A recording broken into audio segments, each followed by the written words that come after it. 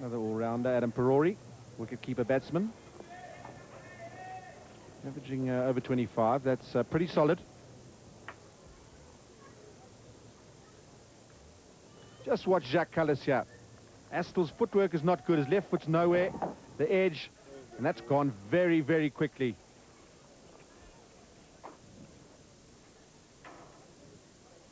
One of the attributes that Makhaya Ntini has is able to generate a little bit of pace off the pitch. And that makes for tricky catching in the slip area.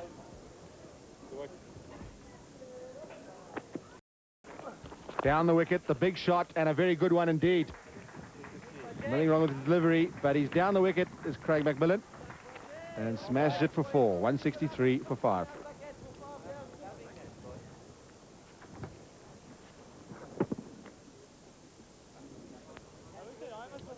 So Craig McMillan certainly in attacking mode. He's taking the spinners on, as Jacques Kallis and the South Africans did to Walker, the leg spinner. Good footwork. Not quite to the pitch of it, but he's still extended the arms.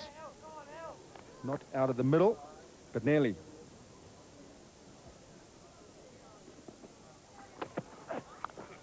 He's got him. 299. One away from the 300, and you're going to hear a bang pretty soon, I would imagine, from that Eland, the armoured vehicle. And McMillan departs. Good grab behind. There it is.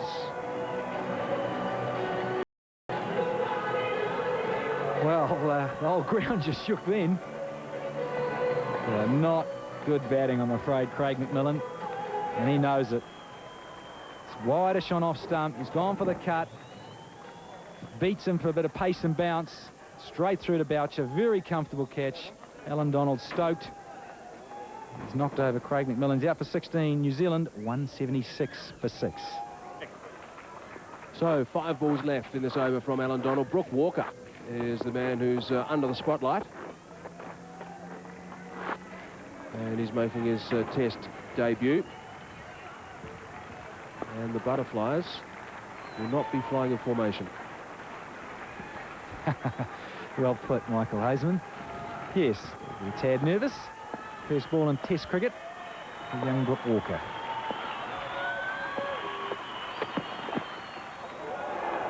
What a surprise. Just to let him know that he's in the big time. On Don 99. Fired up. And looking for the number 300. It's beautiful balance of this fine athlete. He's whacked this in. And I have to say, the head going back, the body position for McMillan wasn't good. And the result wasn't good for Craig McMillan either.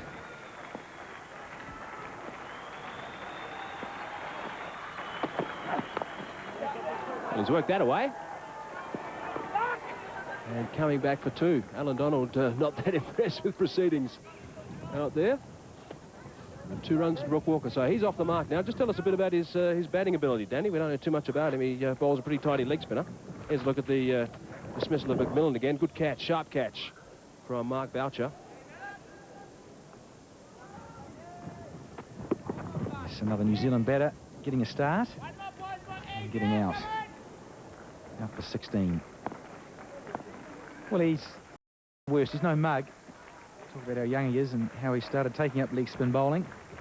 Alan Donald just changing the field here a little bit. But no mug. Plays out of Auckland. It's pretty sound technique, Mike. But when you talk about number 8s around the world, he's probably like to put a bit of it down at 9 or 10 in the Test debut. Almost a carbon copy of the previous ball. Hit a little bit better this time, so they'll certainly think about 3 runs. Lance Klusner is the chaser, and they decide to come back. Goodness me, this might be tight.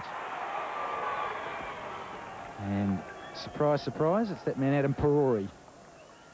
In the thick of it again, running between wickets. But no disrespect to Brooke Walker.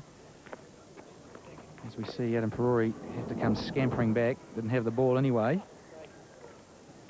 Perori's been there a while, 44 minutes, having faced 34 balls for his 11. Brooke Walker, he's just faced 9 deliveries. 5 to his name. He's at non-striker's end at this stage. First class career, that is. 150 and 100. Big appeal, that's close, and it's out. Pollock strikes first over after lunch, and Perori is gone for 11.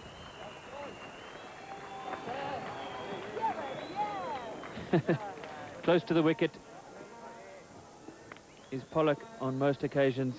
This one just nipping back off the seam slightly. Perori thinks it might have slipped down the leg side. He looks a little bit disappointed. And this will tell us. Pitching just outside the off stump, cutting back slightly. That's probably going to go on to hit leg stump. Another New Zealand batsman caught on the crease. Perori's gone for 11, and New Zealand 183 for 7, still requiring a lot more to avoid that follow-on. 2 balls left of Pollock's first over after lunch. Tuffy, the batsman. And the bouncer first up. He played it well.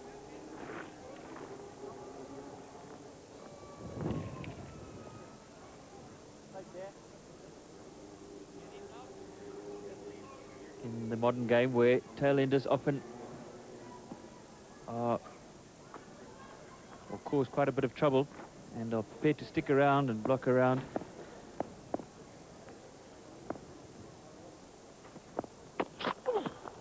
And another one. That's a good bounce and well played by Tuffy. Very well played indeed.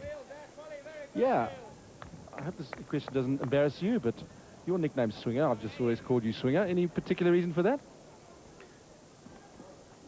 No, not a particular reason. It's a nickname which I've had for a long time, and I would have thought hopefully outgrown by now, but obviously not. And it just relates really to my hockey days at university, where I did a lot of swinging in front of goal with not much connection.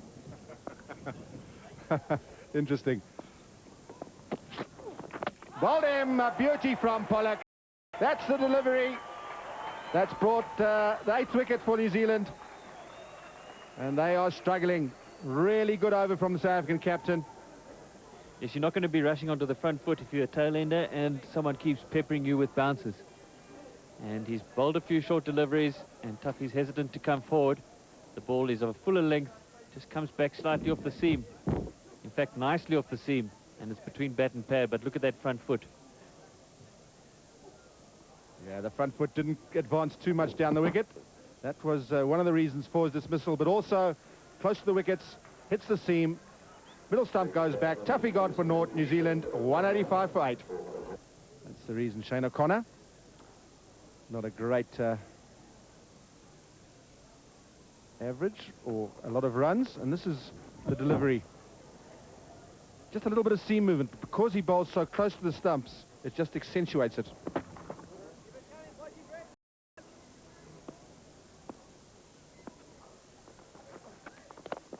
Uncomfortable, and it induces a big hit.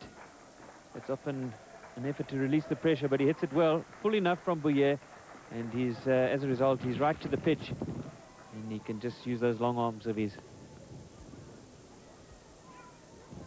Good shot from Connor, and good tactics. They've been out there a fair while. They haven't scored any runs, and it's runs at the end of the day that are going to help New Zealand.